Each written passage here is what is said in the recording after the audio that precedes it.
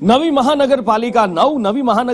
બનવા જઈ રહી છે અને સ્વાભાવિક છે કે નગરપાલિકામાંથી મહાનગરપાલિકા બને તો એનો વ્યાપ પણ વધે ને જ્યારે વ્યાપ વધે તો આજુબાજુના ગ્રામ્ય વિસ્તારો પણ મહાનગરપાલિકામાં સમાવિષ્ટ થાય। આમ તો ક્યાંયથી કોઈ એટલો મોટો વિરોધ નથી જોવા મળ્યો। એક ગામને બાદ કરતા અને એ ગામ છે સરદાર પટેલની જન્મભૂમિ। આમ તો જન્મભૂમિ નડિયાદ પણ સરદાર પટેલ જેમનો ઉછેર થયો, જેમનું પૈતૃક ગામ છે, એ કરમસદમાંથી માંગણી ઉઠી છે કે આણંદ નગરપાલિકા મહાનગરપાલિકામાં એનો સમાવેશ ન કરવામાં આવે, કારણ કે કરમસદની એક પોતાની ઓળખ છે, સરદાર પટેલના ગામ તરીકેની ઓળખ છે અને સરદાર સાહેબના ગામની ઓળખ અકબંધ રાખવાની જબરજસ્ત માંગ ઉઠી રહી છે અને એના જ કારણે આ આખું ગામ સ્વયંભૂ સજ્જડ બંધ પાડ્યું અને વિરોધ કર્યો હતો આણંદ મહાનગરપાલિકામાં સમાવિષ્ટ થવાનો। ઇરશાદ પાસેથી વિગતે જાણીએ।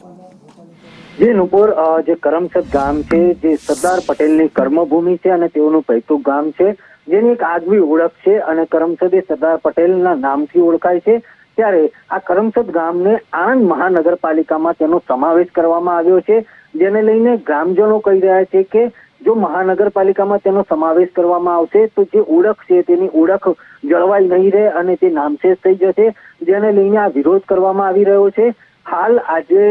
જે ગામજનો છે તેઓએ સ્વૈચ્છિક બંધ પાડ્યો હતો અને સમગ્ર ગામની તમામ દુકાનો, શાળા, કોલેજો અને મંદિરો પણ બંધ રહ્યા હતા અને તમામ લોકો ગ્રામજનો આ બંધમાં જોડાયા હતા અને આગામી સમયમાં પણ જો સરકાર દ્વારા આ નિર્ણયમાં ફેરબદલ કરવામાં નહીં આવે તો વિવિધ કાર્યક્રમો આપીને વિરોધ પ્રદર્શન ચાલુ રાખવામાં આવશે, તેમ ગ્રામજનો જણાવી રહ્યા છે।